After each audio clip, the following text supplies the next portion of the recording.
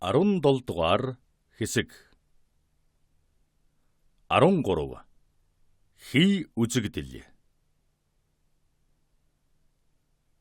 Франц эртний дурсгалуудын дэрэгдүүр өнгөрч аврагтан багныг харснаас дутаалгүйгээр Альберийг Колизей өд аваачих арга ямар ч байсан олсон байна.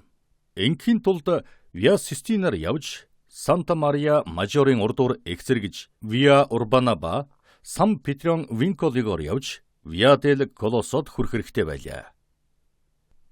Энэ зам бас нэгэн давуу талтай нэг гэвэл Монте Кристо арлын нууц эзнийг дурдсан Пастрины гван Яренаас Францын санаа бодлыг салгах юм юу ч байсангүй. Тэр суудлаа алж духлан суугаад өөртөө тохирох хариуд олж чадахгүй байгаа олон төгшүүрт асуудалдан гүнзгэрэн орж бодлогошров. Дашрам дуртахад энэ Ярены өөр нэг зүйл Синдбад далайчныг бодуулахад хүргэжээ. Тухайлбал дээрэмчид ба далайчдын хоорондын нууцлаг харьцаа юм. Пастрины гуайг вампа загасчид ба хориотой бараатайн худалдагстаас амь хоргодох газар олдог гэж ярихад бяцхан хөлгийнхэнтэй хамт орон хоол идэж суусан Корсын хоёр дээрэмчинг хүргэх гэж замаасан хацаж Порто Векиод орсон дарвуулт онгоц санаанд нь оров. Монте Кристо арлын эзэн хэмээн өөрийгөө нэрлсэн тэр хүн бас Лондон зочид буудлын эзэн Яренд дурдсан тэр хүн бол Корс, Тоскан, Испани эргээр буян туйл үйлдэж явдаг шигэн Помбино, Чевтавеки, Остин ба Гайтагийн эргээр бас л буян үйлдэж явдаг хүн байхна. Мөн Тунис, Палермогийн тухай ярьж байсан Францад санагдаж бодоос зэгсэн өргөн танилталтай хүн бололтой байлаа. Энэ бүхэн Францын ухаан бодлыг хэдий ч эзэлж байсан ч гэсэн богждгөрийн нүднээс тусах гэрэл мэт уртад цагаан гэрэл оройд ирэх нурсан хэсгээр нь гэрэлдсэн Колизейн асар том баргар дүрс өмнө нь босч ирэхэд эд бүхэн тэр дорон мартагдав. Сүйх тэрэг Мета Суданаас хідэн алхмын зайтай зогсож хөтөж хаалга онгойлгож өглөө. Залуу хүмүүс гарч газраас гарч ирсэн мэт өмнө нь бий болсон тайлбарлагчтай нүур тулан уулзав. Тэднийг зочид буудлаас тайлбарлагч дагаж явсан болохоор хоёр үйлчлэх хүнтэй болжээ. Ер нь Ромд газарчдаас зайлахын аргагүй байдаг. Зочид буудлын босго алхаж ормогс угтан аваад хотоос гарч явтал чин дагалдан үйлчлэх гол үйлчлэгчээс гадна хөшөө дурсгал бүрд тусгай тайлбарлагч байдаг юм. Ер нь хөшөө дурсгалын хэсэг бүрдч тусгай тайлбарлагч бий гэж хэлж болох байх. Ийм учраас энэ дурсгалын тухай Марсиал, Мемфис пирамидуудын онгон сайхнаар бидний өмнө гайх болохгүй. Бас Вавилоны гайхамшгууд ч магтагдахгүй.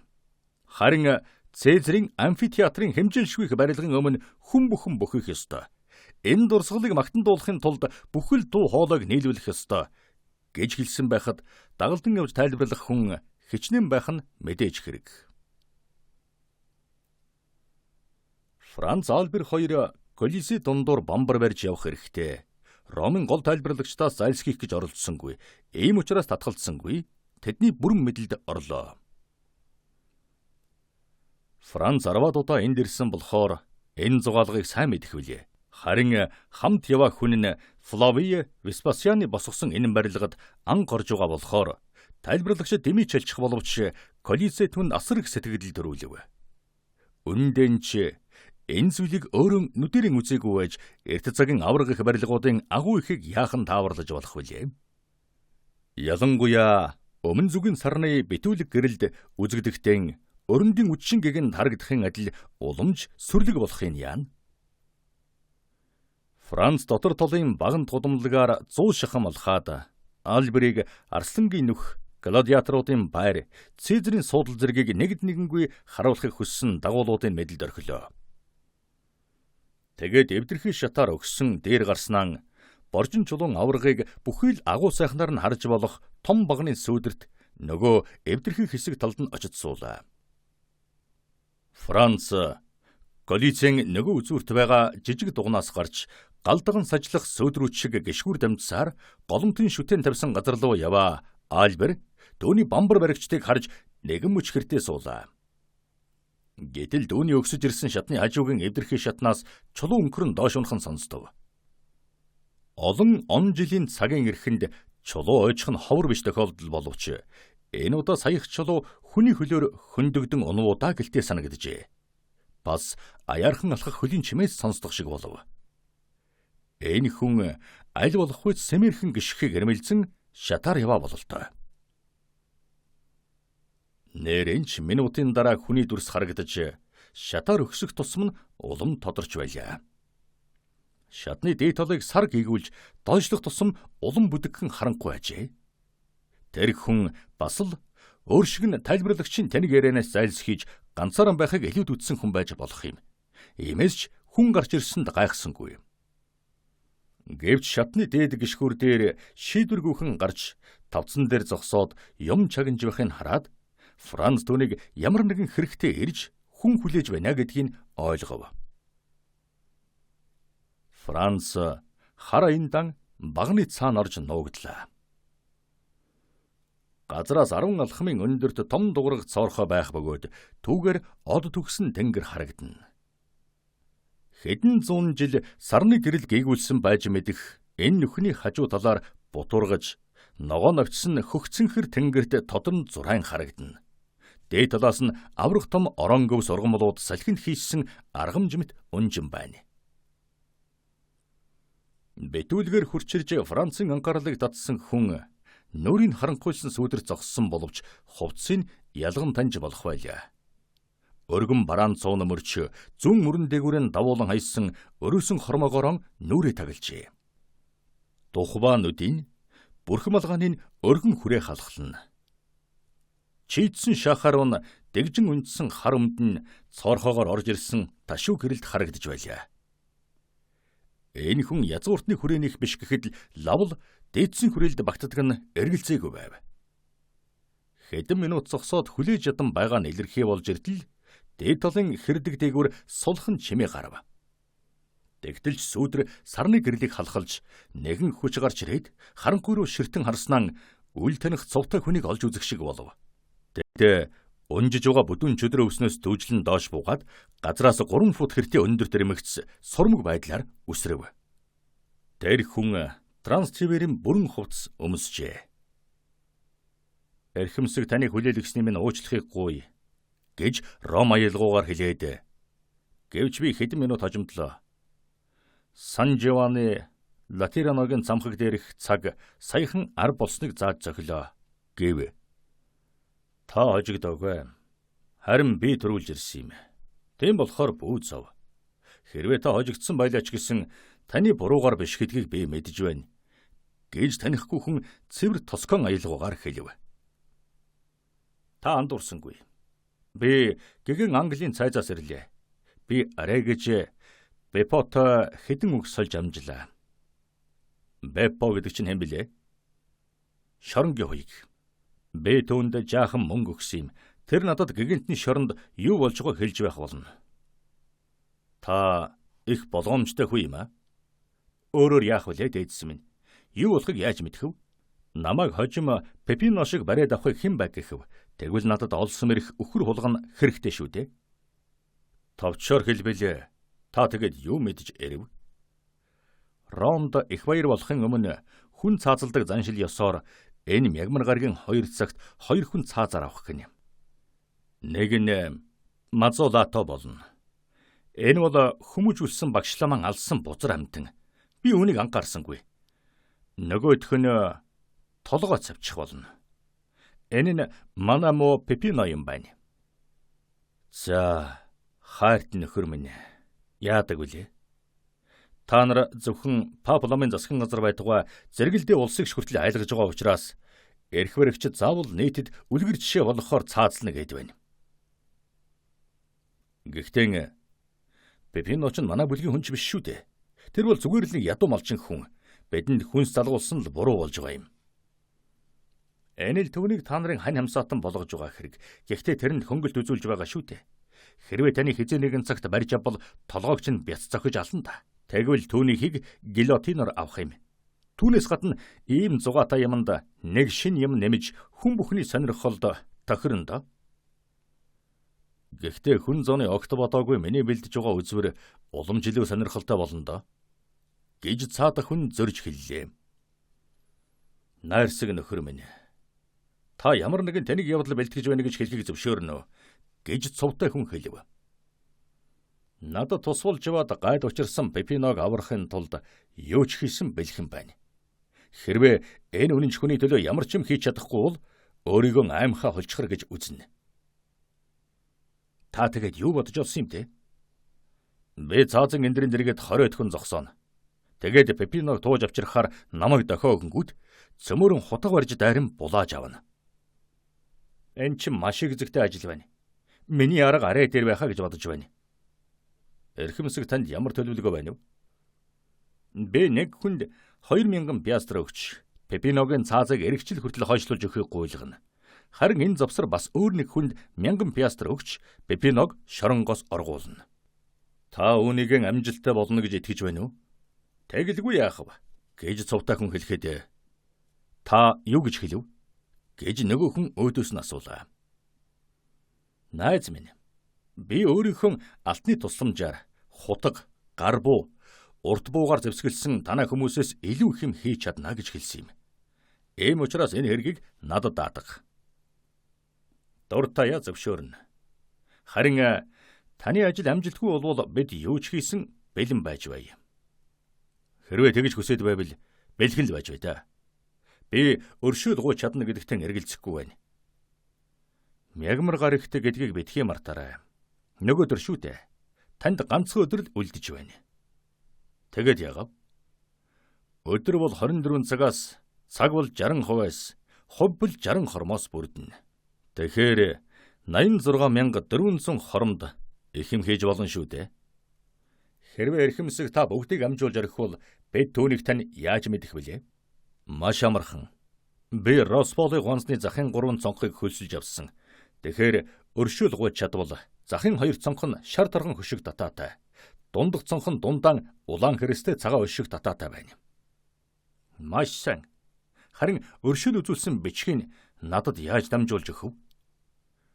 Та нэг хүнээ мөргөлчний хувцас өмсүүлж над дээр ирвэл. Тэр хүн чинь хувцсныхаа ачаар цаазан эндэр дээр очиж алуун орчинд нь тэрхүү өршөөлийн бичгийг өгөх болно. Харин тэр завсар Пепинод мэдэг дээр тэгэхгүй бол цаадах чинь айснасаа болоод өгчгч юм билүү? Эсвэл солиорчхвол түүний төлөө дэмий мөнгө үрсэн хэрэг болно шүү дээ. Эрхэмсэг та сонсож бай. Би танд бүх зүрх сэтгэлээрээ үнэн шудраг гэдгийг та мэдэн шүү дээ. Тэм байхаа гэж найдаж байна. Тэгэхээр юм байна. Та Пепиног аварчих юм бол үн шудраг байгаа зогсохгүй шууд захирагдах болно. Найз минь, бодлого юм битгий яар. Чи надад хожим нэгэн цагт хэрэг болж болох учраас хэлсэн үгийг чинь сануулan хэлж магадгүй шүү. Тэгвэл би өнөөдөр таны ирсэн шиг хэрэгтэй цаг чинь хурж ирнэ. Та ертөнцийн хязгаарт байсан ч гэсэн тэм юм хий гэж бичвэл болох нь тэр. Би түүнийг чинь өөрийнхөө нэр шиг л биелүүлнэ. Чимээгүй.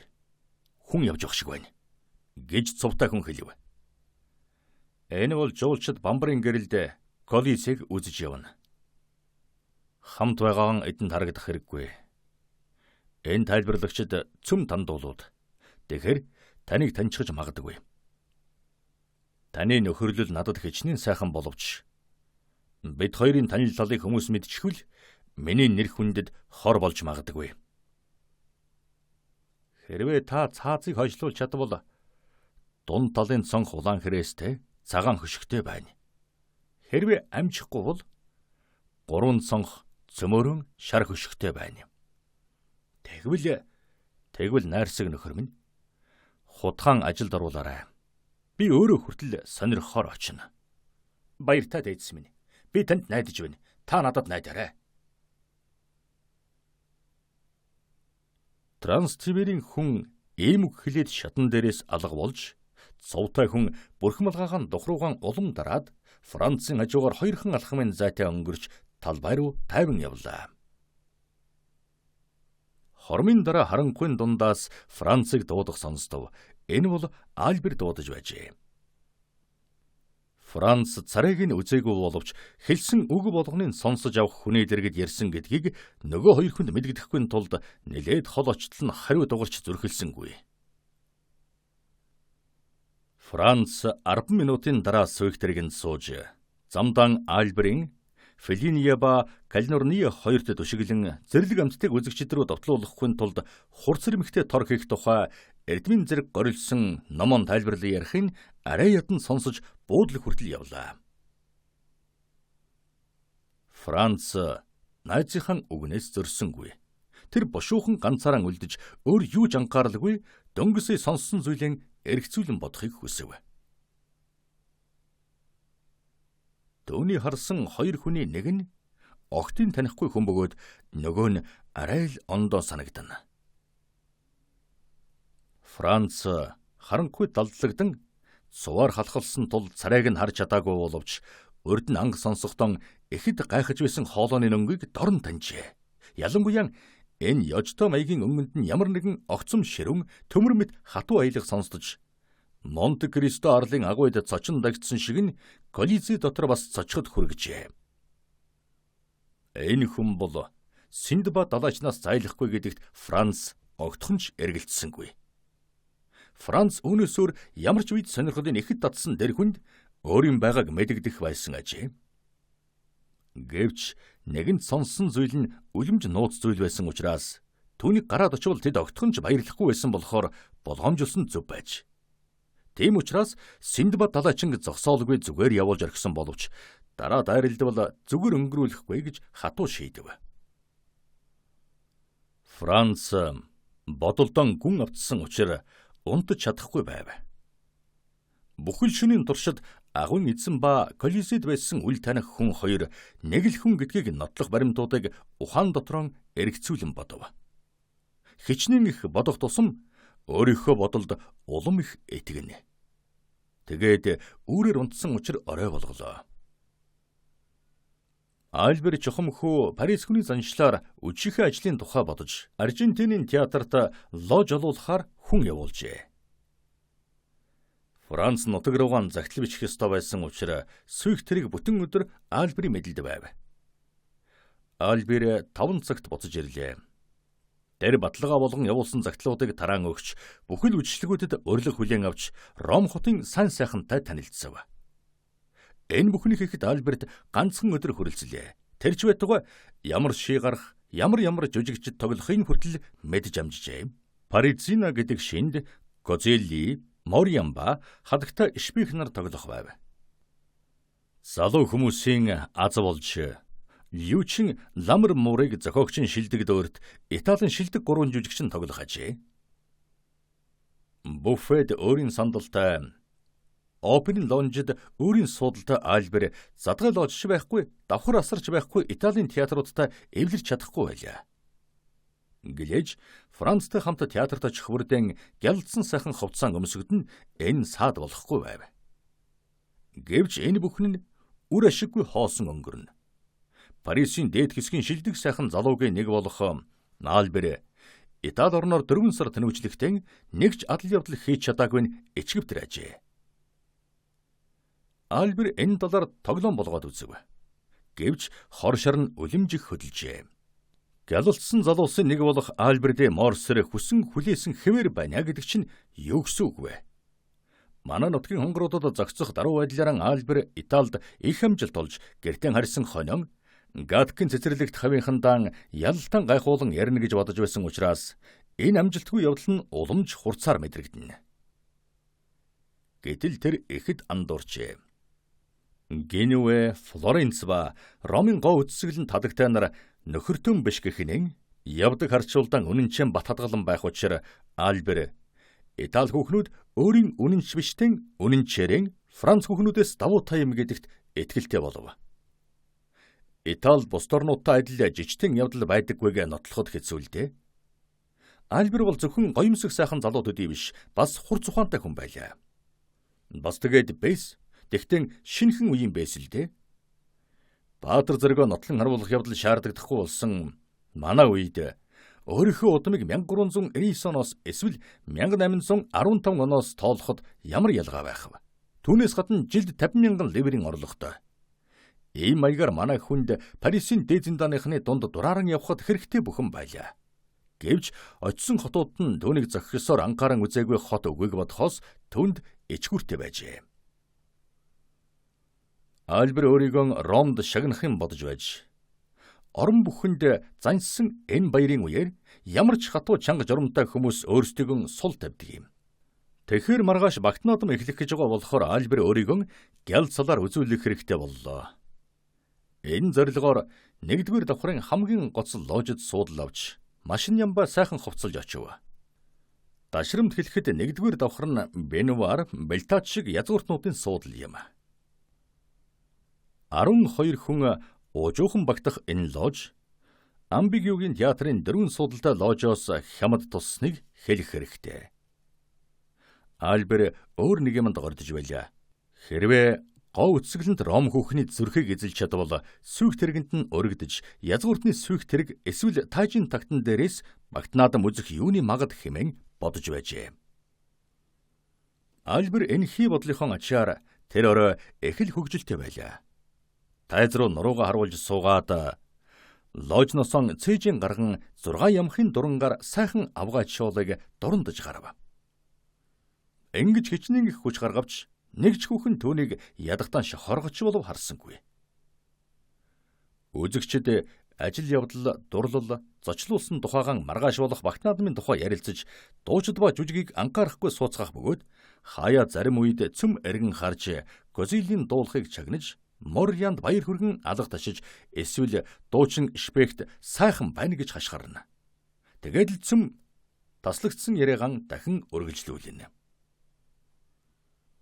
Нэгдүгээр үзэгдэл төгсөх үед одоо хүртэл хоосон байсан ложийн үд нээгдэж нэгэн хадагтаа орж ирэхэд Франц өөрийн таних хүн мөн болохыг танив. Франц түүнтэй Парис танилцсан бөгөөд түүнийг тэндээ л байгаа юм бодж байжээ. Альбер найзаагаан өөрийн ирэхгүй хөдөлгөхийг хараад түүн рүү эргэж "Та энэ хүүхнийг таних уу?" гэж асуулаа. "Тань таалагдж байна уу?" "Сайхан хүүхэн байна найз минь. Бас тэгээд хонгор шар өстэй юм. Ямар сайхан өсвэ." "Франц хүүхэн үү?" "Үгүй. Венецийн хүүхэн." "Хэн гэдэг юм?" "Гүнгийн хатан Г гэдэг юм." "Би энэ хүүхний нэрийг мэднэ. Гоо сайхнаас гадна ухаалаг гэж ярьцгаадаг юм. Би Вилбер хадагтайн сүүлийн үдшилэг дээр энэ хүүхэнтэй танилцж болох байсан гэвч тэгээгүй. Ямар тэнэг юм хийгээвэ. Хэрвээ таны хүсвэл энэ алдаагч нь засч өгье" гэж Франц асуулаа. "Та энэ хүүхэнтэй намайг ложинд нь аваачихаар тийм сайн танил юм уу?" "Би түүнтэй 3 удаа ярилцах завшаан тохиолдсон юм. Тэгэхээр биднийг очиход бүдүүлэг зан гаргалаа гэхгүй байхаа." Энэ үеэр хадагтай Францыг харж гараараа нь даллан мэдлэв. Хариуд нь Франц хүндэтгэн мэхийлээ. "Та энэ хүүхэнтэй зүгээргүй харьцаатай юм а да" гэж Альбер хэлв. "Та энд өрч байна." Франц хүмүүс хөлийн цаана явахтаа юм бүхнийг Парисын харан хэмждэг учраас мянган тэрэг явдал гаргадаг юм. Испани, ялангуяа Италид байхдаа хүний чөлөөтэй харьцааг ойр дотн харьцаа гэж битгий үзэж байгаарай. Гүнгийн хатан бид хоёр зүгээр л бие биедээ талтай байдаг юм. "Зүрхээрээ талтай юу?"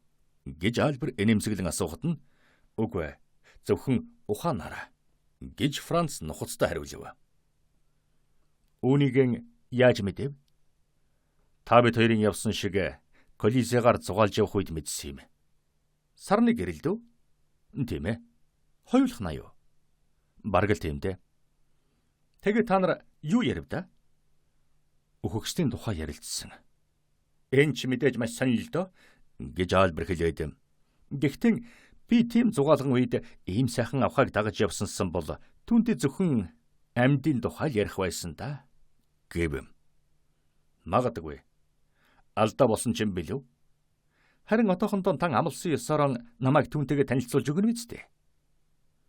"Хөшиг бомогцол танилцуулъя. Энэ золгийн нэгдүгээр үзэгдэл хизээ дуусах болоо. Төгсгөл ойртож байна. Чагнааж. Их сайхан Козили мөн ч сайхан дуулан шүү. Тийм ээ. Ямар сайхан бие вэ?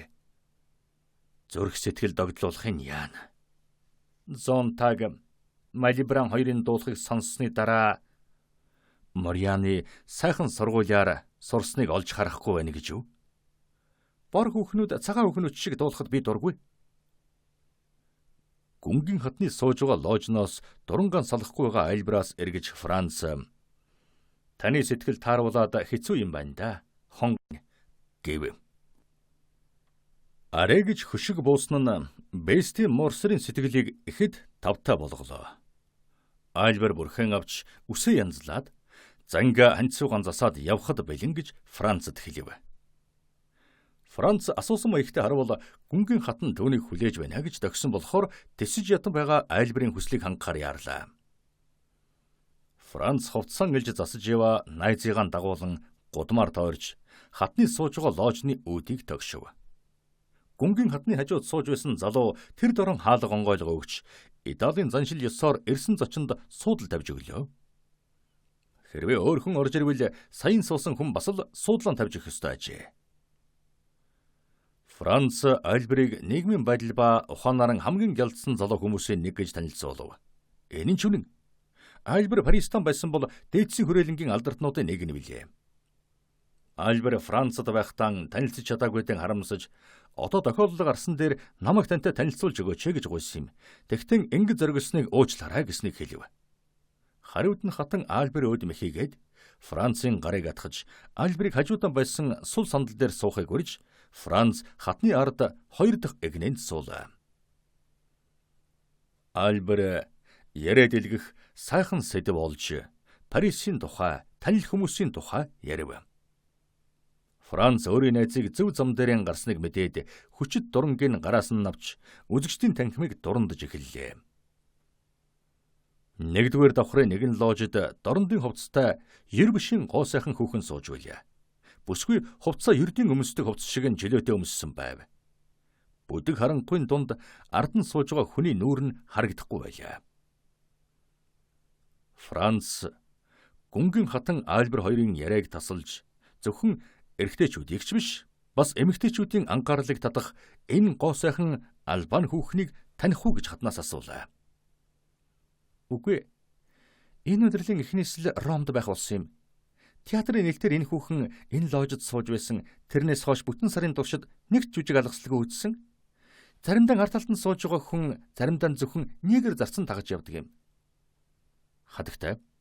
Танд энэ хүүхэн хэр зэрэг таалагдж байна уу? Хачин их таалагдж байна.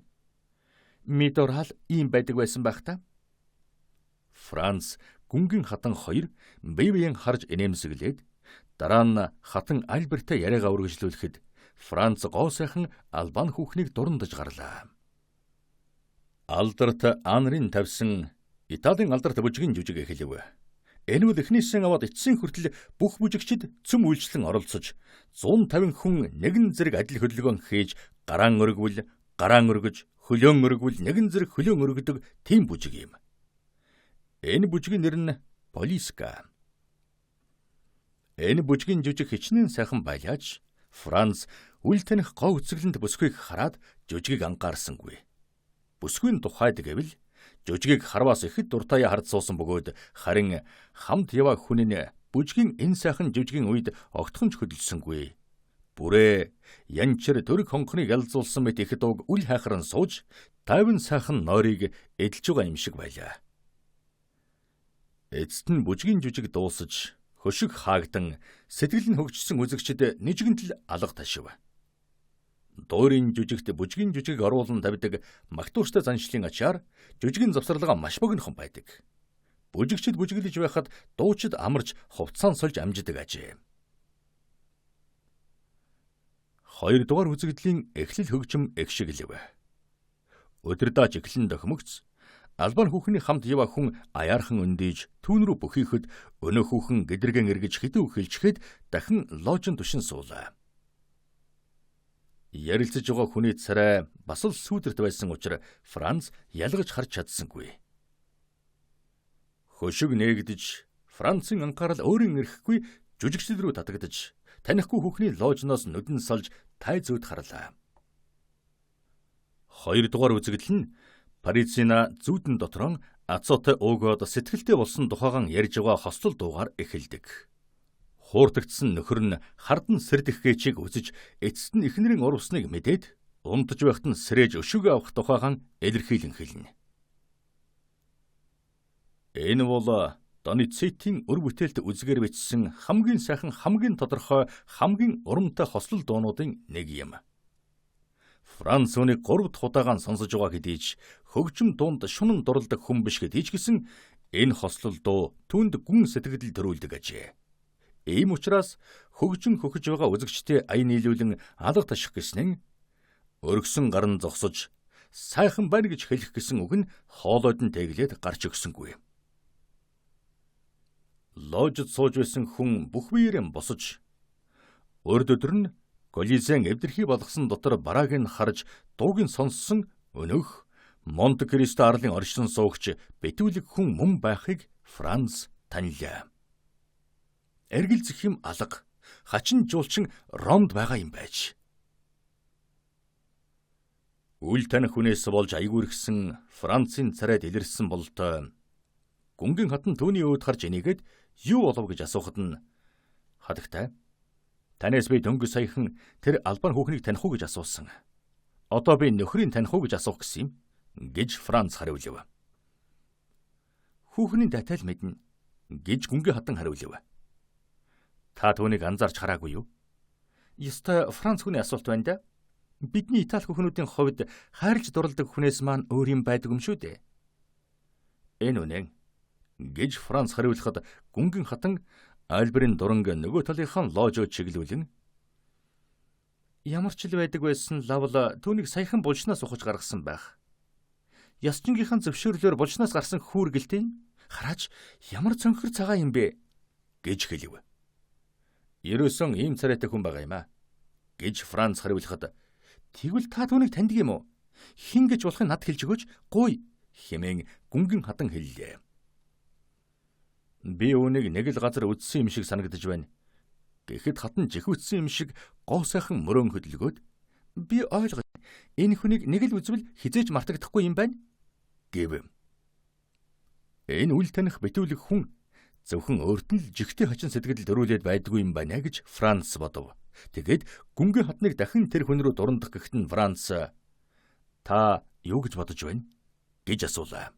Мах цусан төрсөн лорд Рутвин ирсэн энэ байх гэж би бодож байна. Үүнийг дурдсан Францад гайхал төрүүлв. Хэрвээ хэн нэгэн хүн вампирууд бий гэдэгт итгүүлж чадвал тэр нь ёстой энэ хүн мөнөөсөн мөн. Энэ хүн хэн болохыг би мэдэх ёстой гэж хэлээд Франц босов. Үгүй битгий яв. Би танаар хөргүүлэх гэж бодсон юм. Таныг явуулахгүй гэж гүнгийн хатан дугарлаа.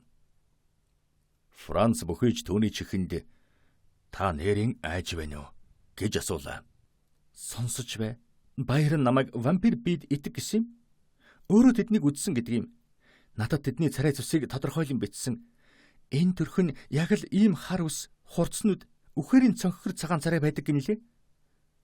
Хамт яв авгаанч бас бусадтай адилгүй. Энэ лав ямар нэг грек хүүхэн буюу эсвэл лав нөхөр шигийн шидэт юм байгаа байх. Би таны гуй тийшээ бүү яваач.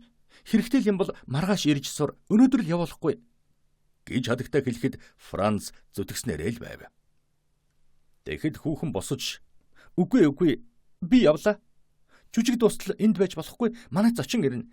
Та надтай хамт байхгүй гэж тийм бүдүүлэг зан гаргах гэж юу? Гэв. Тэгэхэд Франц бүрхэн авч лоожны хаалга онгойлгоод гүнгийн хатанд гараан өгөхөөс өөр арга байсангүй. Тэгээд ч гараан өглөө. Гүнгийн хатан үнэхээр маш их сэтгэл нь хөдөлж, Франц ч бас мухар сүсгэсэн болон эвгүрхэж хатныг учир зүггүй айж эхлэхэд нь төөний бодол санаа өмнөх дурсамжааран уламж бэгчин байв. Франц хөөхнийг дэргэнд суулгаж өгөхдөө бүх бие нь дагжиж байгааг мэдлээ. Франц гүнгийн хатныг гэртний хүргэж өгөхөд ямар ч зочин байхгүй, хинч түүнийг хүлээгээгүй байлаа. Франц түүнийг энхүү хуурсанд нь зэмлэв. Миний бие үнэхээр муу байна. Би ганцаараа байхыг хүсэж байна.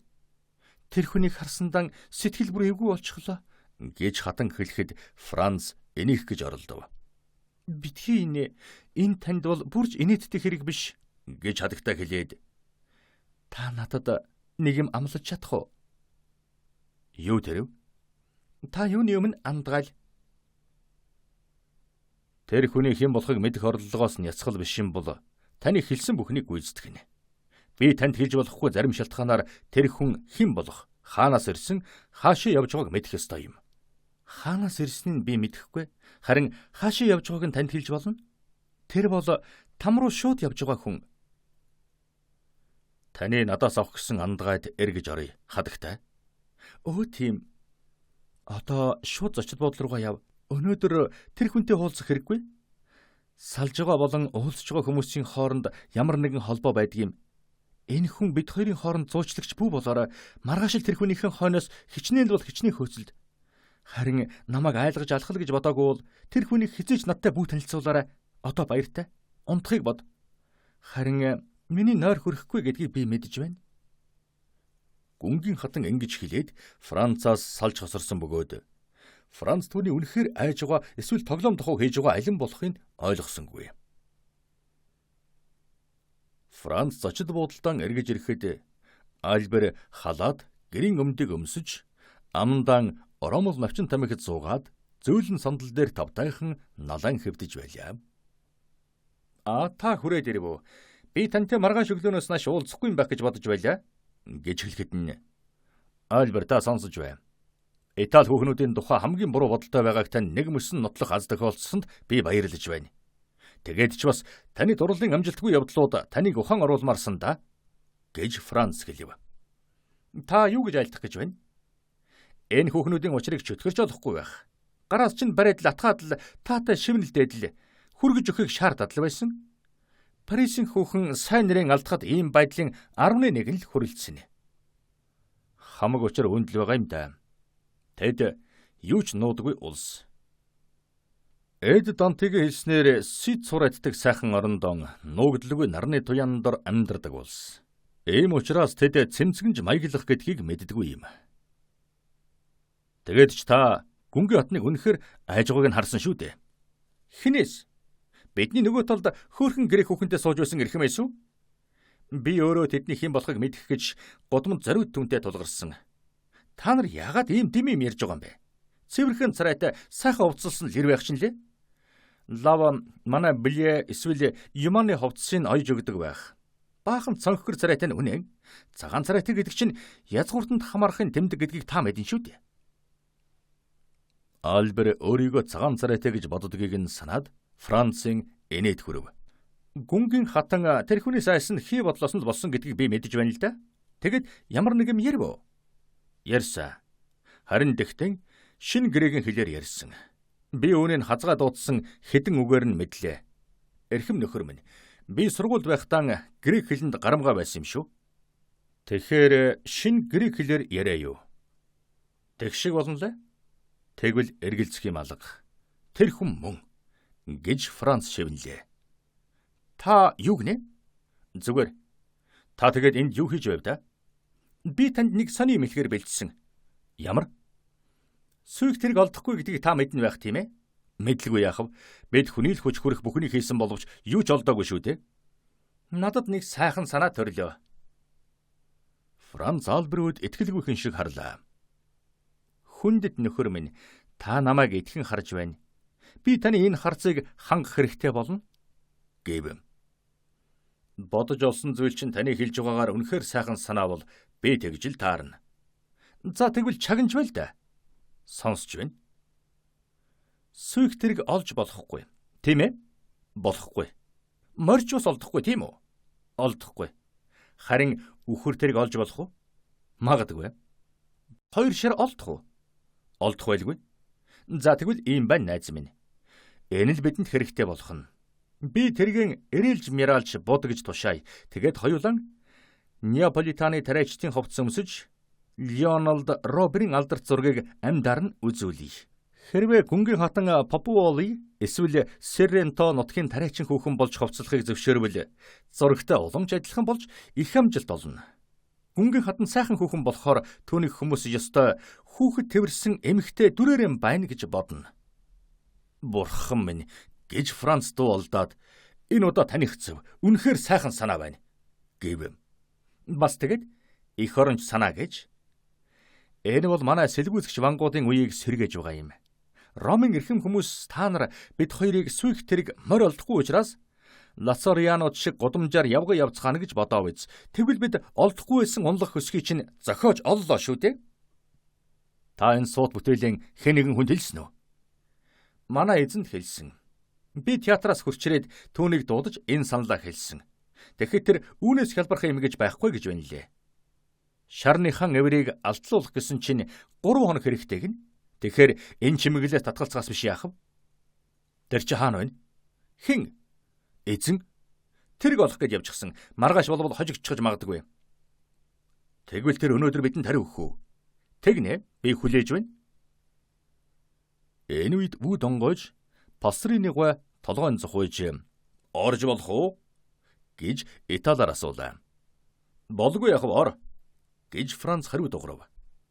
За яв. Тэрг шар олов уу гэж Альберийн асуухад эзэн их л хангалуун байдалтайгаар арайч дээр юм олсон гэж хариулв. Болгоомжлороо хүндэт эзэн минь сая яманд садаа мундахгүй шүү гэж Альбер хэлэхэд эрхэмсэг та надад найдаж болно гэж эзэн их л бардмаар хэлв. Чухам тэгээд юу вэ гэж Франц асуувал Монте Кристо гүн та нартай нэг давхарт байгааг мэдж байна уу гэв. Бид үнийг яалаа гэж мэдэхгүй байхав. Түүний хайр инэрлэр л бид ингэж латины хороолын оюутнууд шиг энэ шахацалдсан шүү дээ гэж Альбер хэлв. Та хоёрын амжилтгүй явдлыг сонсоод өөрийн сүйх тэргэнд 2 байр бас Палаццо Росполид хөлслөн авсан цонхон дээрэн 2 суудал өгч байна. Альбер Франц хоёр бие биеүдэн харлаа.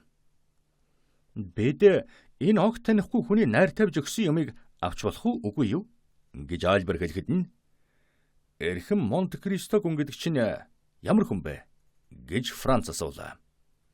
Сициль эсвэл Мальтын язгууртан дээдэс чухам сайн мэдэхгүй байна. Боргезе шиг нэр алдартай ундрмал булаг шиг л баян хүү юм. Пастрины гуан хэлж байгаад үнэмшвэл энэ хүн шиг ийм хүн арай өөрөөр өрж болгосон гэж Франц Альберт хэлв. Яг энэ үед үүд тогшлоо.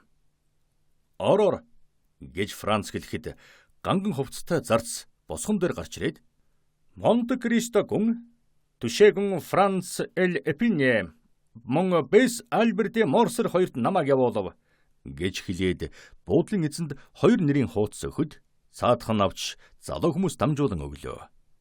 Тэгэхэд зарц цааш нь үргэлжлүүлэн Монте Кристо гүн айл хөршийн ховд маргааш өглөө зочлон орж ирэх зөвшөөрөл гуйж байна. Хэдэн цагт эрхэмсэг залуу хүмүүс түүний бие хүлээн авч болохыг мэдэх юмсан гэж хүсэж байна гэв. Хэлэх юм алга. Бүх юм ёсоор бүтэж байна гэж Альбер Францад шивнэлээ. Бид өөрсдөө төрүүлэн очиё. Гүнд үүнийг дамжуулан хэлнэ үү гэж Франц хэлв. Зарц гараад явлаа. Хүндэтгэх ёс үзүүлэхээр өрсөлдөж байна гэж Альбер хэлээд пастрины гуй. Таны Монте Кристо гүн чинь их хүмүүжлтэй хүү юм а гэхэд тэгвэл та нар дөөний хэлснийг хүлээн авч байх шив гэж эзэн асуулаа. Мэдээж хэрэг. Гэхдээ тэргээ харамсаж байна. Хэрвээ Росполи Палаццогийн цонх олоогүйсэн бол анхныхаа санснаас боцохгүй л байхсан. Харин Франц та юу гэж бодож байна гэж Альбер асуухад нь үнэн хэлэхэд Палаццо Росполийн цонхол миний сэтгэлийг татж байна да гэж Франц хариулв. Росполи Палаццогийн цонхны дэргэд 2 суудал өгсөн явдал Колизе дотор үл таних хүн ба трансгендерийн хүн хоёрын яриаг Францад санагдууллаа. Францын бодож байгаагаар тэрхүү цувтай хүн Аржентинийн театрт юм үзэж байсан тэр хүн мөн бол одоо түүнтэй уулзаж сонирхсон сэтгэлээ тайвшруулахад юу ч саад болохгүй боллоо. Франц орой унтав. Үл таних хүний тухай бодол маргаашийг хүлээсэн сэтгэл хоёр дөөнийг төгшүүлнэ. Үнэн дэнч маргааш өглөө нь хамгийн тодорхой болно. Энэ удаад Монте Кристо арлын нууц эзэн хэрвээ зүүхлээр харагдахгүй болчихдог гэжсэн нууц бөгжгүй л бол түүнээс зайлж чадахгүй. Францыг сэрэхэд 8 цагч болоогүй байлаа. Өглөө болохыг яаран хүлээх ямар ч шалтгаангүй Альбер бүх бат нойрсож байв. Франц эзэнг дуудуулахар хүн явуулсанд цаадах нь ердийн заншлаараа мэхэлдсэн бүхэлд сөрх хүрчэрлээ. Пастрини гоо би энэ дүрээг бол өнөөдөр ямар нэг хүнийг цаазаар аваачих үстэй гэж Франц асуув. Тийм ээ, эрхэмдээдс. Хэрвээ түүнийг харах цонх ол гэж байгаа бол одоо хэд энэ унсан. Үгүй дээ. Би энэ явдлыг үзье гэж тэгтлээ хүссэн бол Монте Пичот суудлал олоод авчих байсан юм гэж Франц татгалзан хэллээ. Би эрхэм таныг Монте Пичогоор дүүрэн байдаг боржуулалтаа худгалдахгүй байхаа л гэж итгэж байна. Үннээ хэлэхэд би тийшээ очихгүй. Харин зарим нэг зүйлийг танаас асуумаар байна гэж Франц хэлв. Ямар зүйл вэ? Цаазлагдах хүмүүсийн тоо тэдний нэр алдар яаж цаазлагдах тухай? Үүнээс хялбархаа юм гэж байхгүй. Дөнгөж сая надад тавлиэти авчирч өгсөн. Тавлиэти гэж юу вэ? Энэ бол цаазаар авахын өмнө гудамжинд дүүжилдэг модон самбар. Самбар дээр хэрэгтнүүдийн нэр, тэдний хийсэн хэрэг, цаазаар авах арга зэргийг бичсэн байдаг юм. Энэ бол цаазлагдах хүмүүсийг нэгүүлсэн үзээсэй гэж сүсгтэн хүмүүсийн мөргөг гэж тараадаг нэг ёсны гуйлд байгаа юм. Таныг сүсгтэнгүүтээ нийлэн мөргөгөө гэж энэ самбарыг авчирч өгөө юу? Хэмээн Франц итгээгүү өнгөөр асуувал. Үгүй дээ, эрхэмдээдсэ. Би зарлал наадаг хүмүүстэй тохирсон учраас тэд манай зочдоос цаазыг үзэх дуртай хүн байвал үзэг гэж театрын зарлал авчирч өгдөг шигэн авчирсан юм. Та юмыг эхүрдээс хардаг үе юм гэж Франц хэлв. Надад итгэн найддаг сайн төрөлт гадаадын хүмүүсийг тогтөө сайхан байлгахын тулд би хүч хүрх бүхнийг хийдэг гэж хэлж чадна. Хэмээн Пастрини гоо энэмсэглэн хэлв. Таны эмийг бид харж байна. Хүн бүхэнд ярина, санаа бүзэв. Одоо би таны самбарыг уншмаар байна. Одоохон гэж хэлснэн эзэн хаалга онгойлгоод би нэгэн шатны талбар дээр хатаарай гэж тушаасан гэж хэлв. Тэгээд тасалгаанаас гарч өлгөстэй байсан самбарыг авчирч Францад өглөө. Энэ цаазлах зарлалыг өгчлөн орчуулвал Багт наадмын анхны өдөр 2 дугаар сарын 22-ны мягмар гарагт дээдшүүхэн тогтоолоор Piazza del Popoloгийн талбайд дор хүмүүсийг цаазаар авахыг нийтийн анхааралд мэдэгдэх нь. Гэгеньяна Латираны сүмэн гисгүй өндөр дээд хүндэт хүн Чезаре Торныг алсан Андре Рондоло. Бас жигшүүрт дээрэмчин Луижи Вампаба түүний бүлгийн гишүүдтэй хамссан хэрэгт холбогдсон Рока Приори хэмээх хочтой Пепино болно. Нэгдүгээр нь Мадсолато болно. Хоёрдугаар нь Икапитато болно. Энэ хорон санаад хоёр хэрэгтнийг үнэн зүрхнээсэн намынчлан мөргөх эрхэмүүдийг урьж байна гэжээ. 2 хоногийн өмнө Колизеум болгосон дотор Францын дуулсан зүйл яг мөн байв. Програмд нь ямар ч өөрчлөлт гарсангүй. Яллагдсан хүмүүсийн нэр, хийсэн хэрэг, цаазлах арга нь тэр хэвээрэн байжээ. Ийм болохоор тэр Транстиверний хүн нь Луижи Вампас өөр хүн биш. Нөгөөх цувтай хүн Бордо Векио Тунист хийдэг шигэн Ромд ч бас буян түйлийн хийсээр ява Синдбад далайчнаас өөр хинч биш болжээ. Тэгтэл 9 цаг зохиж Франц Альбрих сэрэх гэдэл цаадах нь бүрэн хувцалчихсан гарч ирэхэд нь гайхав. Багт наадам түүнийг тайван унтуулсангүй. Францын бодсноос эрт босжээ.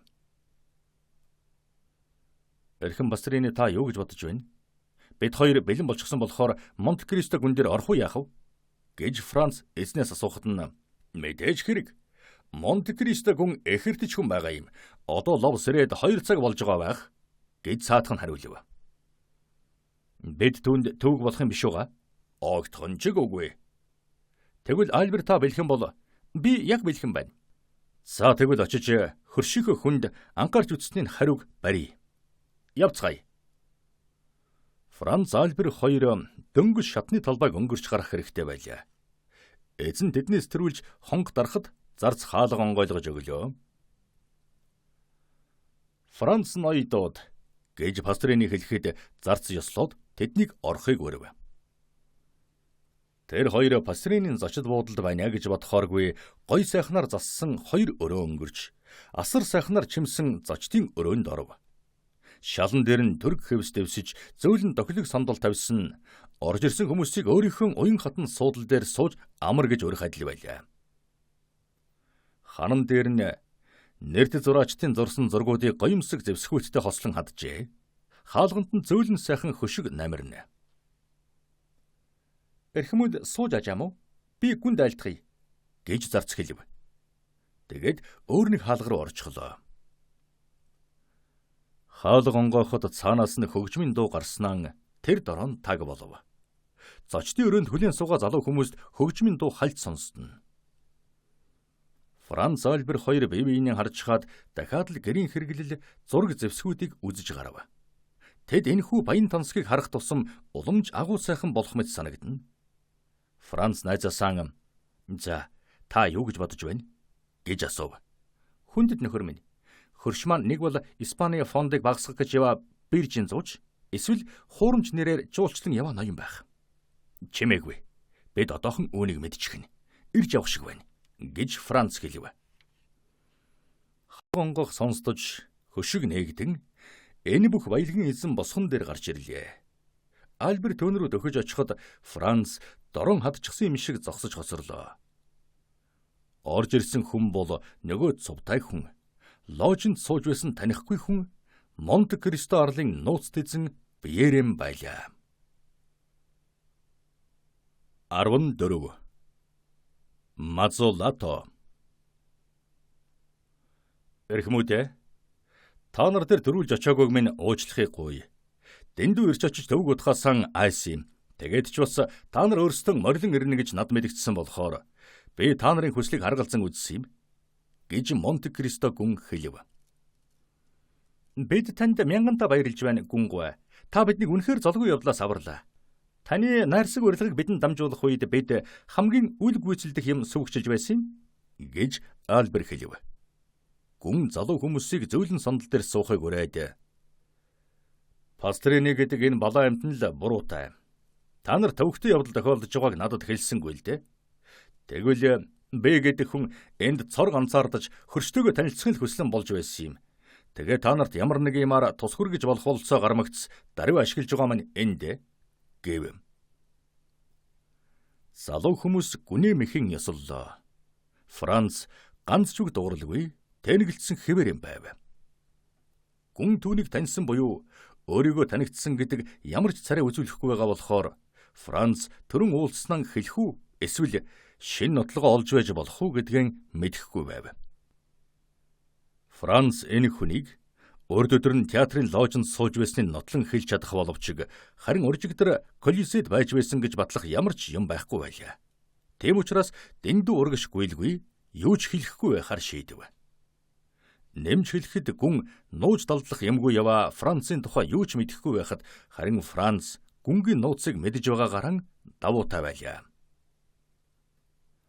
Юу боловч зарим нэг эргэлзэг шийдвэрлэхээр юм яриад үзье гэж шийдээд та бидэнд Сүйхтэргэндэн 2 байр Росполын Палаццод цонх өгсөн болохоор Пьяцца дель Пополод Италиудын ярдгчлан манайны байр яаж олох аргыг зааж өгөх юм биш үстэ гэж асуув.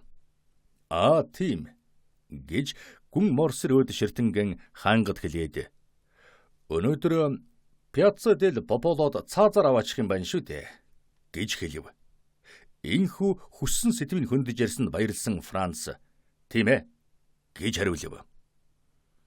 Би өчигдөр даамалдан энэ талаар хөөцөлд өрөө гэж хэлсэн юмсан. Та нар жаахан тусламж үзүүлчих магадгүй гэж хэлээд гүн гараан сунгаж нэгэн оосор чангааж 3 дуугаргав. Та ер нь цагаан зөв хуваарлж зарцнараа хоош өргөшн явуулах явдлыг багасгах гэж бодож байв уу гэж гүн Францад хэлээд би энэ асуудлыг судалж одоо хяаг дуутахад 1 удаа, бойдог дуутахад 2 удаа, гэрийн дамлыг дуутахад 3 удаа хонх дуургана. Ингээд би нэг ч илүү хувь нэг ч илүү үг зарцуулдаг юм. За тэр миний даамал ороод ирлээ гэв. 45 орчим насны бөгөөд Францыг Синдбадын агуйд оруулж өгсөн хүнтэй усны 2 тусал мэт адилхан хүн таслаханд орж ирэв. Гэвч түүнийг таньж байгаа шинж үзүүлсэнгүй. Гүн ингэж тушаасан гэдгийг Франц ойлголоо. Эрхэм Бертуччо, би танд өчигдөр Пьяцца дель Пополод цонх олж аваарай гэж хэлснийг санаж байгаа биз? Гэж гүн асуув. Тийм ээ гэгээ ноёнтой минь. Тэр дэндүү оройтсон байсан тул гэж даамал хэлтэл гүн хөмсгөн зангидж яалаа гинэ. Надад цонх хэрэгтэй гэж би танд хэлсэн биз? Гэж өөдөөс нь асуулаа. Гэгэн эзэн минь та цонхтой болно. Харин цонхыг Оросын ноён Лобоневт өгчихсөн байсан болохоор би түүнд 100 гэхэд нь за сайн байна. Эрхэм Бертуч. Миний зочдыг аж ахуйн нарийн ширийн юмнаас хол байлгаарай.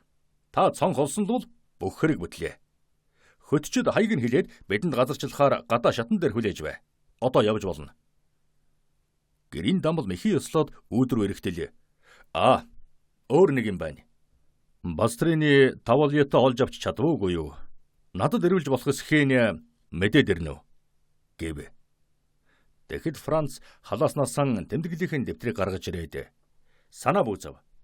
Би тэр самбарыг өөрөө үзэж хуулж авсан юм. Энэ байна. Гэв. Маш сайн хэрэг. Тэгвэл Бертуч та явж болно. Одоо над хэрэггүй. Харин өглөөний цог бэлэн болохоор бидэнд хэлээрэй.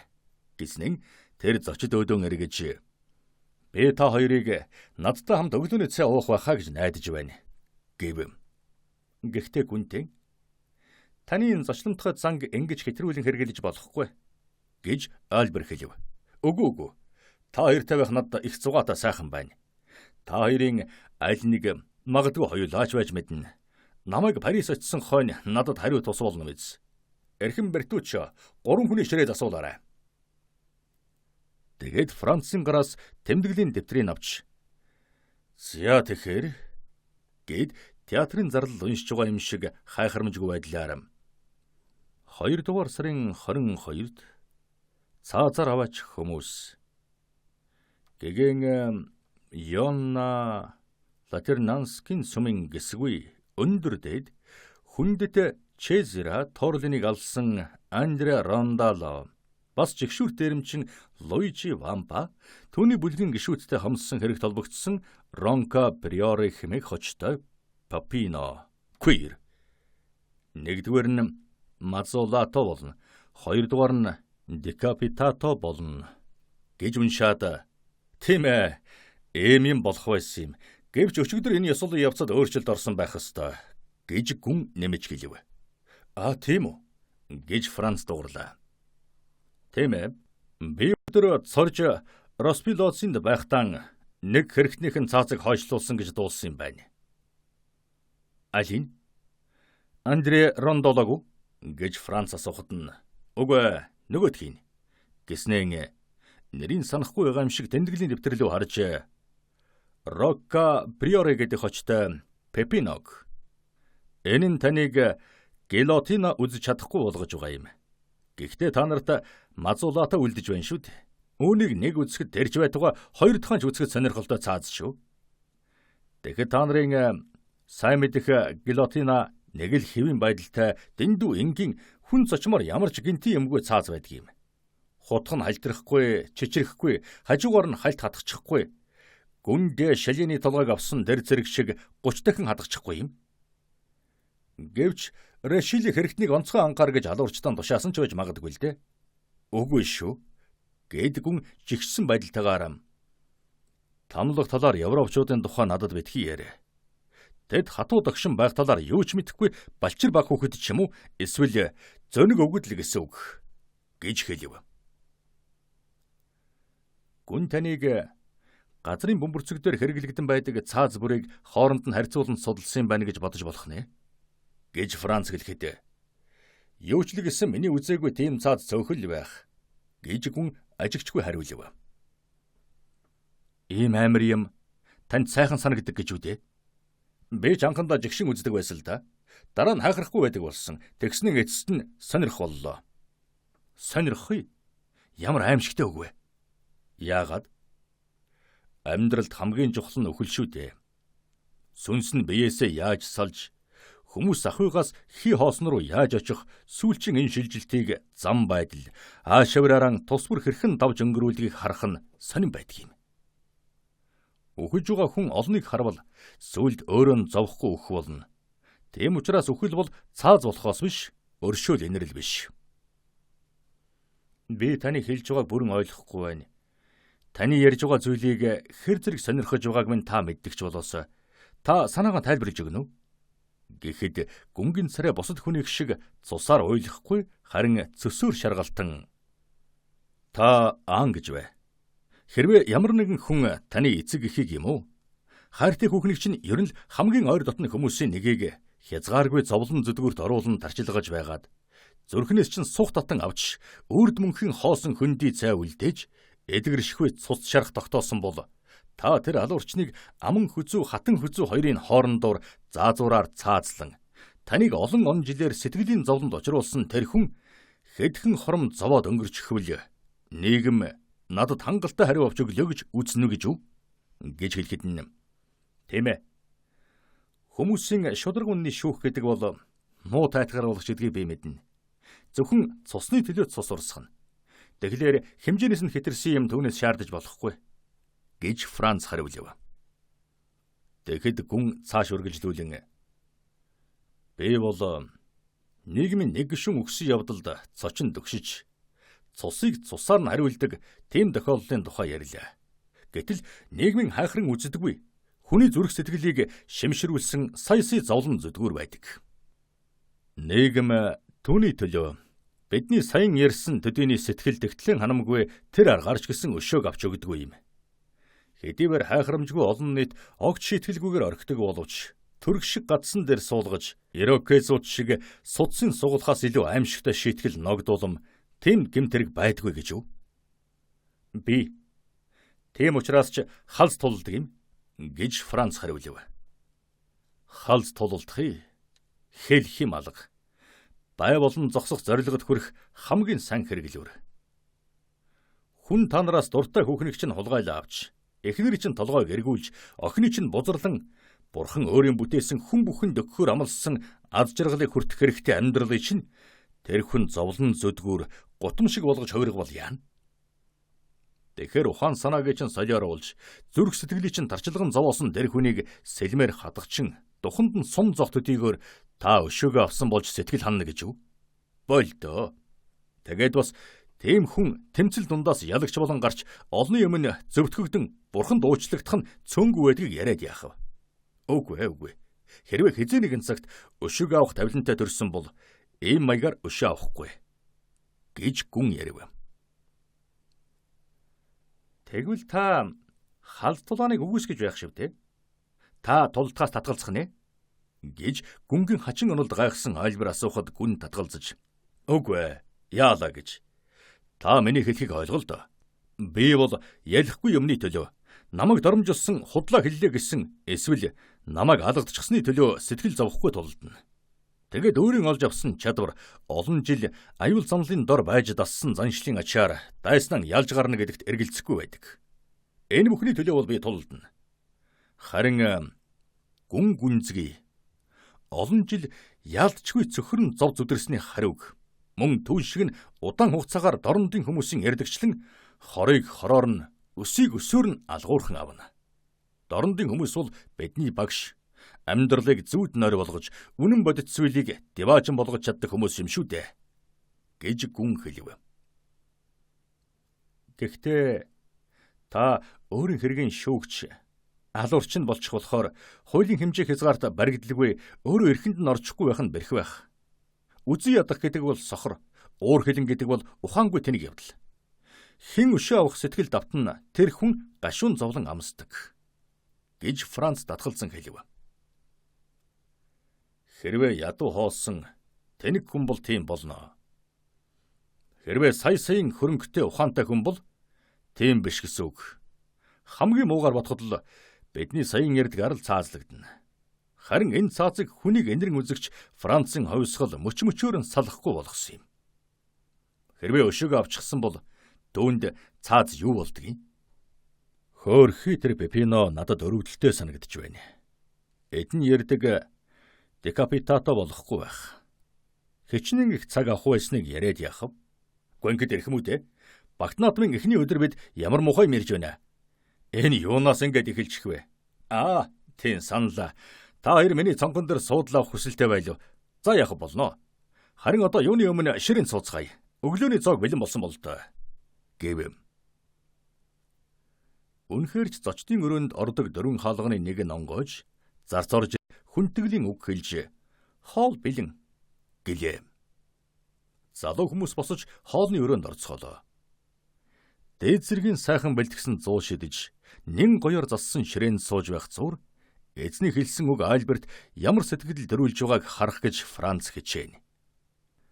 Тэр төрөлхийн хайхрамжгүй зангаран гүнгийн ярьсан мийг төдийл анхаараагүй, эсвэл халз дулааны талаар Монте Кристо гүн бууж өгсөн Альберийг түүнтэй эвлэрүүлсэн буюу эсвэл Францын мэддэг тэдгээр зүйлүүд нь гүнгийн хэлсэн үзэл санааг зөвхөн Францд л улам гүнзгийрүүлж байгаагаас болсон хэрэггүй. Юу боловч найз нөхөр нь юмд санаа тавьсан шинжгүй байлаа. Харин бараг 5 сарын туршид ертөнцийн хамгийн муу гэгддэг Итали хоолоор сэтгэл ханаж явсан хүн шиг л амтархан зооглож байв. Гүнгийн тухайд гэвэл хоолноос амсахын төдий байлаа.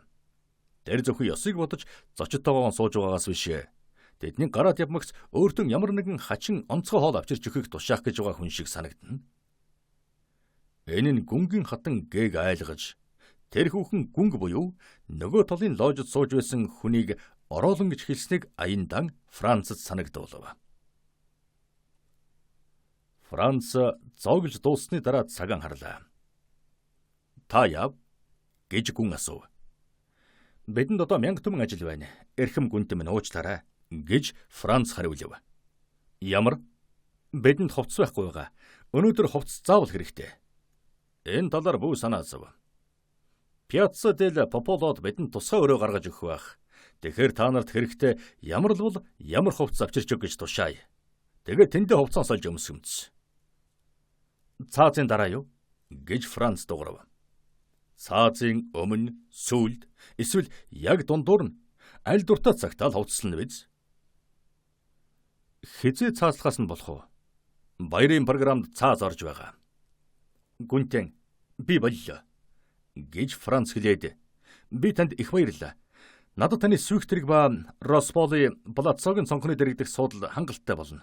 Харин та Пьяцца дель Пополод байгаа миний суудлыг эзэмшихийг гуй гэв. Та маш сони юмнаас хоцрох гэж байгааг хэлэх ёстой гэж гүн хариулв. Яах вэ? Та үдсэн тухайга надад ярьж өгөөрэй. Таны яриа надад тэр зүйлийг биеэрийн үдснээс дутуугүй сэтгэл төрүүлнэ байх. Би хэдэн удаа цаазаар авахыг үзэх гэсэн боловч зүрх хүрээгүй юм. Харин Альберт та яах вэ? Гэж асуухад нь би Кастинийг цаазаар авахыг үзсэн юм байна гэж бэс хариулаад, харин тэгтэн их л хөгжилтэй болчихсон цагтаа үзсэн юм. Бид дунд сургууль төгсөөд нэг гуазанд бүхэл шинийг өнгөрүүлсэн байсан юм гэж хэлв. Парист байхдаа ямар нэг юм хийгээгүй гэдэг бол харин оронд очиод түүнийг хийхгүй байхыг шалтгаан биш гэж гүн хэлээд, юм мэдэх гэж уулчилдаг, шинийг үзэх гэж байраа сольдог. Та бодол доо. Ромд яаж цаазаар авдаг юм бэ гэж асуухад мэдэхгүй гэж байвал танд ичгүүртэй шүү дээ. Тэгээд бас цаазлагдж байгаа хүн нь засаршгүй бузар амтан хүүшгээ хүмүүжүүлсэн хүндэт ламыг чулуун тулгаар зохиж алсан үл бүтэх хүн гэж байгаа юм. Чөтгөр ав. Ер нь лам хүнийг тэр дандан эцгээсэн ялгаагүй хүнийг алхахад хүрвэл тулганаас арай аятайхан зэвсгээр зохих хэрэгтэй байсан юм да. Хэрвээ та нар Испанаар жуулчилж яваавал зэрлэг бухын тулдаан үзэх байсан да, тийм ээ? Тэгвэл бухын тулаан үзэхээр яваа л гэж бод. Эртний ромчуудын циркийн тухай 300 арслан 100-аад хүн хохирдог агнуурын тухай санал да. 80 мянган үзэгчид нэгэн зэрэг алга ташдаг тухай. Эрд гарах болсон огтон дагуулan ирдэг авгаачуулын тухай. Хөөхөн хуруугаран алив бүү залхуурцгаа наадхан дуусгаатгаач баг өгчгсөн байх шиг гэж дохин зогсдог хонгор шар үстэй тайлгач хүүхнүүдийн тухай бодол доо. Альбер, та явах уу? Гэж Франц асуулаа. Би тань шиг эргэлзэх байсан боловч гүнгийн ярьж байгаа зүйл намайг итгүүлчихлээ. За тэгвэл та нарын талд нийцүүлж явцгаая гэж Франц хэлээд, харин Пьяцца дель Пополо орох замдаа Корсоор орох хэрэгтэй байна. Ингэж явж болох уу? Явган бол болно. Свихт хэрэгтэй бол болохгүй. Тэгвэл би явга явна. Та заавал Корсод очих ёстой юм гэж юу? Тийм ээ. Юухан хийхэн үзэх хэрэгтэй байгаа юм? Болно. Тэгвэл Корсо руу явга явцгаая. Свихтрийг маань Виа дель Бабунигоор явж, Пьяцца дель Пополод очоод бидний хүлээж байг. Би ч бас Корсогоор явга явж зарим нэг тушаал биелэгдсэн эсхийг үзэхээс зөрөх юм алга. гэж хэлтэл хаалга онгойж "Гэгэн эзэн минь, мөргөлчийн хувцастай хүн хурчрээд тантай уулзах зөвшөөрөл гуйж байна" гэж зарц хэлв. "Тэмээ мэдж байна" гэж гүн хэлээд "Эрхэм үдэ, та нар зочдын өрөөнд орохыг зөвшөөрөгсөн болов? Тэнд ширээн дээр гаваны дээд зэргийн оромол навчин тамхи бий. Минутын дараа та нар дээр очино" гэв. Залуу хүмүүс босож нэгэн хаалгаар гарахад гүн тэднээс дахин уучлал гуйгаад нөгөө хаалгаар гарлаа. Кафе де Парид янжургүйгээр хооллох юм бол том гарц гаргана гэж боддог тамхинд их дуртай Альбер ширээн дээр ёстой Бурус байхыг хараад баярлан дуу олдов. "За, Монт Кристо гүнгийн тухай юу гэж бодож байна?" гэж Франц түүнээс асуулаа. Нөхрийгөө ингэж асуусанд элтэд гайхсан Альбер "Би түүний тухай юу гэж бодож байна вэ гинэ? Энэ бол олон юм үзэж судалсан их юм боддог, бруч шиг төлбөртэй хүмүүсийн тоонд орох маш хонгор сайхан зочломтгой эзэн" гэснээр тамхиныхаа утааг дээш нь цагиргалуулан гаргаж "Тэгээд маш сайн тамхитай хүү юм" гэж нэмэж хэлв. Альбер гүнгийн тухай ийм бодолтой байлаа. Альбер аль нэгэн хүн юмны тухай санал бодлоо гаргахдаа дандаа саруул ухаанаар эргцүүлэн бодсны дараа хэлдэг гэж сайрхдаг учраас Франц түүнээс зөрхийг оролцсонгүй. "Гэхдээ та маш хачин нэгэн зүйлийг анзаарав" гэж Франц асуулаа. "Ямар?" "Таныг их хачин ширтээд байсныг харав уу?" "Намаагүй." "Тийм ээ, таныг." Альбер бодлого боллоо. Тэгээд санаа алдаж "Яа гэхэв? Энд гайхалтай юм ёр алга. Би Парисаас гараад 1 жил болж байгаа болохоор манууха ашигл юм болчихсон байх л да. Гүн намайг хөдөөгийн хүн гэж бодож байгаа байх. Найз минь, тийм биш гэдгийг хэлэх шалтгаан гармагцал хэлж итгүүлж өгөөрэй" гэж хэлв. Франц инээмсэглэв. Тэгтэл минутын дараа гүн орж ирлээ. "За одоо эрхэм үдэ. Юм та бүхний мэдэлд бүрэн шилжилээ. Тушаалагч гисэн сүйх тэрэг өөрийнхөө замаар Пьяцца дель Пополо орохоор явсан. Бид тийшин Корсогоор дайрч явна. Эрхэмдээ Морсер та хэдэн ромол тамхи авал да" гэж гүн хэлэхэд нь "Дуртая авъя, гүнтэн, баярлалаа танд" гэж Альбер хэлээд "Италийн ромол навчин тамхи Францынхаас 7 дор юм. Таныг Парист очивол би тантай данс бодолцомц" гэв. "Татгалзахгүй шүү. Хизээч Парис орно. Үүнд найдаж байгаа. Тэгээд таны зөвшөөрөлтэйгээр танад очино. За эрхэм үдэ, биднийг цаг хүлээхгүй. Хэдийний 12 цаг хагас болж явцгаая." Тэд гурвуулан доош буулаа. Хөтөч эзнийхэн тушаалыг сонсоод Виа дель Бабунягаар явхад гүн залуу хүмүүстэй хамт Плаццо Пиано ба Плаццо Росполийн хоорондоор Корсо руу хүргэх Пьяцца ди Спанийг чиглэн Виа Братинаар дайран явлаа. Франц ордны цонхыг ширтэн харав. Колизей дотор Транссибирийн хүн цувтай хүн хоёрын хооронд тохирсон дохиог мартаагүй байлаа. "Эдний аль нь таних вэ?" гэж гүнгээс аль болох ердийн байдлаар асуухад "Захын 3 нь" гэж цаадах нь энэ асуултын үнэн учрыг мэдлгүй ханга байдлаар хариулв. Франц цонхойд түргэн харлаа. Хоёр захынх нь шар хөшгтэй, дундх нь улаан хрээстэй цагаан хөшгтэй байлаа. Цувтай хүн хэлсэн үгэндээ хүрчээ. Тэр цувтай хүн бол Монте Кристо гүн байсан эргэлзээгүй боллоо. Гурван цонхон дээр хинч байхгүй байв. Энэ тэндгүй багтнаадамд бэлтгэж сандал ширээ тавиулж модон эндэр босхон цонхонд хөшиг татна. Хонг дуурхаас нааш багаан ил гаргаж болохгүй. Сүйх тэргүүд ийш тийшээ явж болохгүй ёстой. Гэвч цонх бүрийн цаана баг байгаа нь мэдэгдэж, хаалга бүрийн ард сүйх тэрэг бэлэн байгаа нь илэрхий байлаа. Франц Альбер гүн 3 Корсогоор явсаар байв. Тэд Пьяцца дель Пополод ойртох тусам хүн улам олон болно. Талбайн дунд хэрээс сүндэрлэн байгаа нь хүмүүсийн дээгүүр харагдах бөгөөд Бабуино, Корсо, Рипета 3 гудамжны уулзвар дээр цаазны эндрийн 2 шон ёрдоож тэдгэрийн хооронд цаазын хагас дугуйг заазуур гялалдсан. Гудамжны буланд гүнгийн гэрийн даамал эзний хүлээн зогсож байхыг харлаа. Харвал жигтэйхэн үнтэйгээр хөшлөн авсан цонх нь Via del Babuino ба Монте Пинчо хоёрын хоорондох том ордны 3 дугаар давхарт байв. Гүн хэр зэргийн үн төлснөн зочдод мэдэгдэхийг хүссэнгүй. Энэ тасалгаа нь унтлахын өрөөтэй залгсан хүлээн авах өрөө мэт ажээ. Унтлахын өрөөний үүдийг хаачихвал гэртэл байгаа юм шиг болно. Цэнхэр цагаан атлас давуугаар хийсэн алиалагчийн зэгсэн дэгжин хувцсыг сандал дээгүүр тавилжээ. Та нар намайг өөрсдөө хувцас сонгож авахыг зөвшөөрсөн болохоор та нар түүнийг бэлтгүүллээ.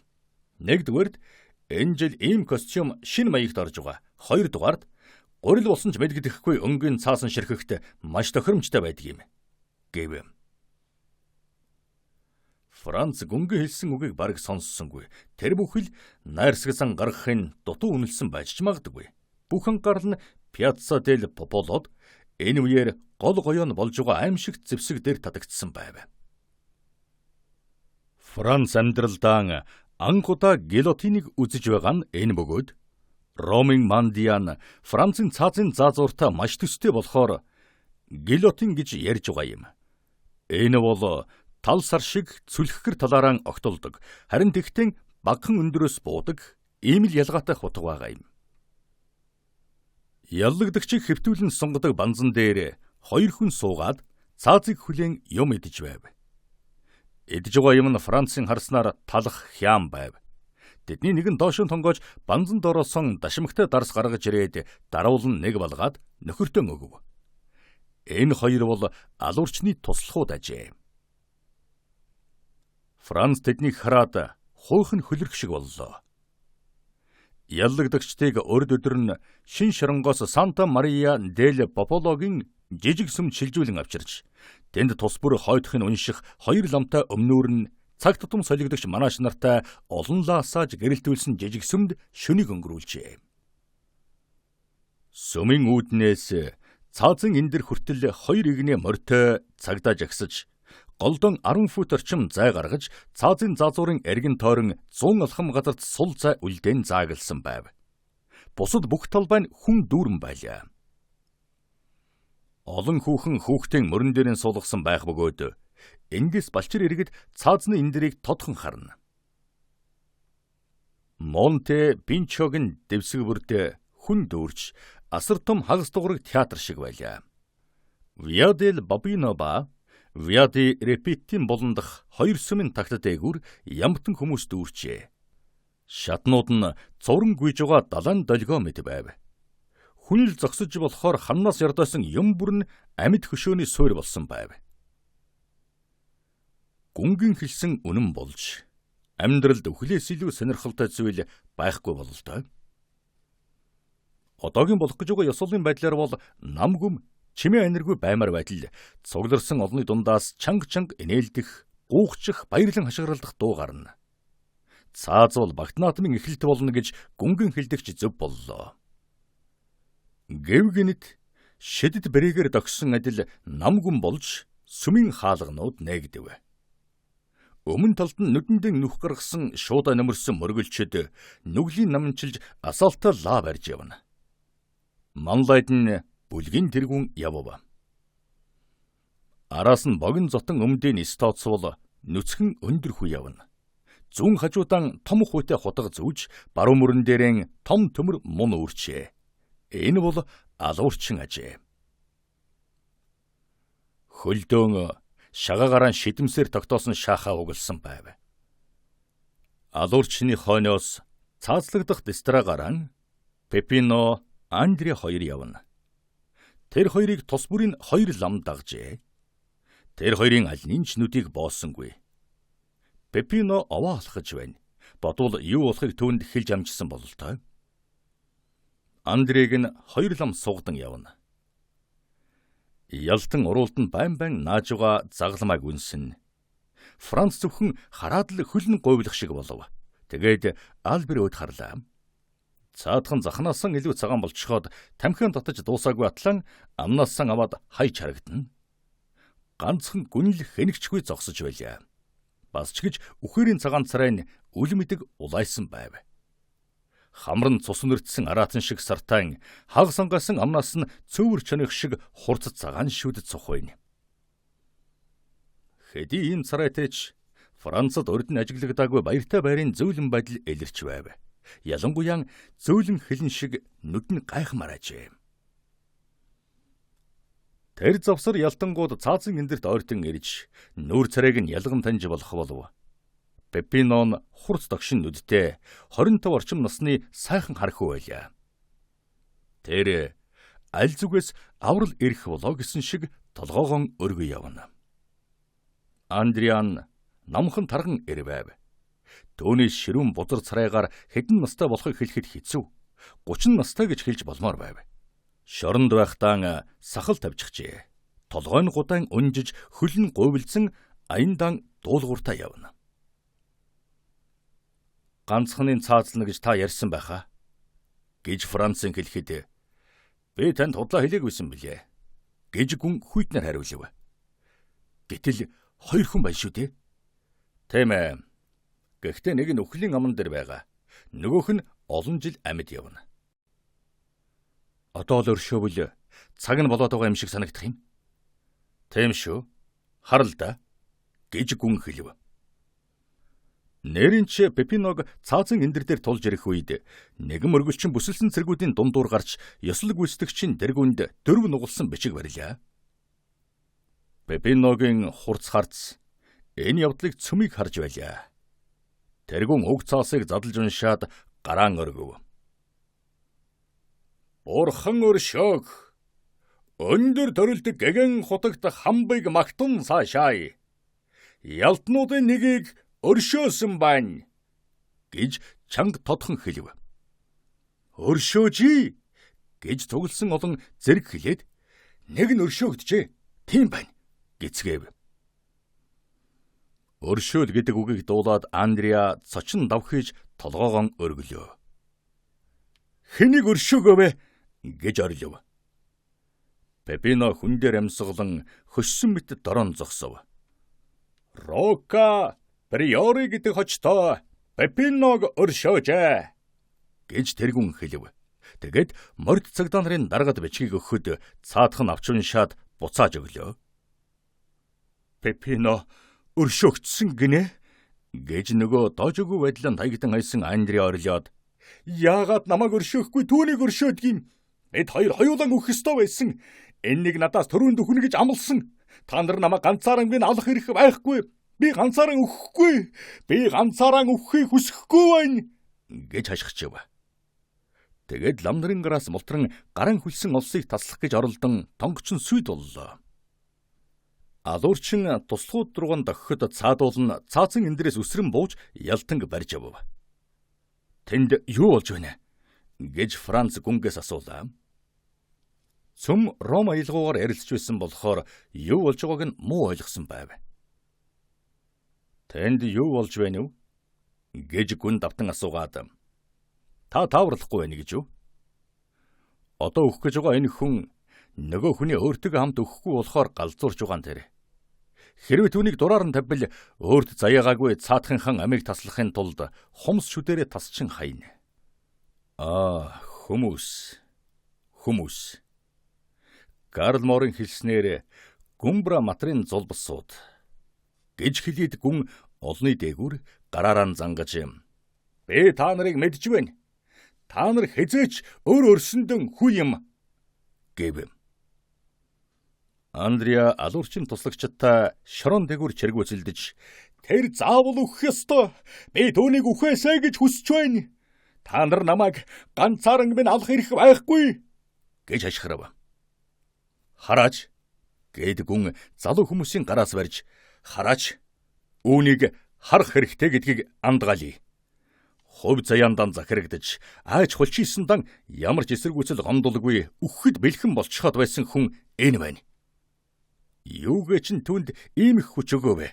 Ямар юм түүнийг тайвшруулж байв? Тэр яагаад толгоогоо ахуулахыг хүлцэж хүлээж байв? Яагаад гэвэл өөр хүн бас тэгж зовж бас тэгж өгөх ёстой байснаас. Яагаад гэвэл өөр хүн өөрөөс нь өмнө өгөх ёстой байснаас тэр. Хоёр хонь 2 шарыг алах гээд нядлагааны газар аваад ирэлдэ. Тэгээд нэгэнд нь өөрийн нөхөр өгөхгүй амьд мэнд үлдэнэ гэж мэдэгдчих. Тэгвэл хон баярлан майлж өхөр нөхрийгөө азтайд нь мөөрнө. Гэтэл бурхантай адил төвний дүрээр бүтээгдсэн хүн ойр дотныхныгоо айрлахыг хамгийн дээд хууль хэмээн бурханаас номлосон хүн, өөрийн санаа бодлыг ярьж вэ гэж хэл яриа заяасан хүн өөрийнхөө нөхрийг аврагдлаа гэдгийг мэдмэгцэн юу гэж орилов? Хараа алдсан хөлх, төмөн бодисын ох, бүтээлийн эзэн гэгч ийм л байна. Тэгээд гүн эхэд зов зүдэрсэн хүн л инээж чадах тийм аимшигт инээдээр инээв. Тэр завсар цаасны эндэрэн дэргэд тэмцэл үргэлжилж харахад нүд халтарн байлаа. Алуурчин туслахуд Андреаг цаасан эндэр дээр чирч гаргалаа. Цугласан олон цөм Андреагийн эсрэг болж 20,000 хүн нэгэн зэрэг цаазал түүнийг цаазал гэж хашгирцгаана. Францын нүд далдирч гуйв. Гэвч гүн түүний гараас барьж цонхны дэргэд байлган "Та яаж байна?" гэж асуугаад "Та түүнийг өрөвдөж байна уу?" Хэлэх юм алга болох л өрөвдөлт. Зөвхөн галзуу нохоонд уруулснараа буруутан болж галзуурсан нохоо хашаан дотор цонхны доогорч нь гүйж явбал та угс хийж буугаа шүүрэн аваад ямар ч хайр инэрлэгүйгээр хөрхи амтныг буудаад алчихна шүү дээ. Тэгэхэд та хэндэж уруулаагүй боловч өөртөө буян бүтээсэн хүнийг алж орхиод одоо гар нь хүлээтэй болохоор нөхрийгөө алж чадахгүй байгаа хамт хоригдож зов зүдэрч байсан нөхрөө алаад аль гэж хоосон шаардж байгаа хүнийг өрөвдөж байна гинэ. Үгүй шүү. Хараач гэв. Гүнгийн энэ шаардлага бараг илүү хэрэг байлаа. Франц аимшигт үзэгдлээс нүдийн салгаж чадахгүй байлаа. Алуурчин туслахууд ялтан орилон хашгирч, хазаж зулгааж, нүдэж балбаж байвч үл хайхран цаазны эндэр дээр татан гаргаж өвдөг дээр нь хүчээр сөхрүүллээ. Алуурч төвний хажуу талд очиод мунан бэлхэн барьж туслагчдаа дохио өгөхөд цаадуулан зайлив. Ялтан өндих гэсэн боловч амжсангүй. Шийдэм зүүн чамархайд нь зохиж бүгд дуугархад Андреа тонгосхийн унаад дараа нь гэдрэг харан тэрэлээ. Тэгэхэд алуурч мунан хайж хутгаан суглан ганц цавчиж хоолойг ногтлоод гидсэн дээр нь гарч хөлөөрөн гიშгэлв. Гიშгэлэх бүрд ялтны хоолой гүрэнээс нь цус олгойдно. Франц цааш тэсвэрлэж чадсангүй тасалгааны булан руу очиж зөөлөн сандал дээр бараг ухаангүй унлаа. Альбер нүдийн өнөөлгөж цонхны хөшгөнөөс зуурн зогсоно. Гүн толгоогоо дээгүүр өргөж хорд явдлын ялгуулсан бурхан мэт зогсож байлаа.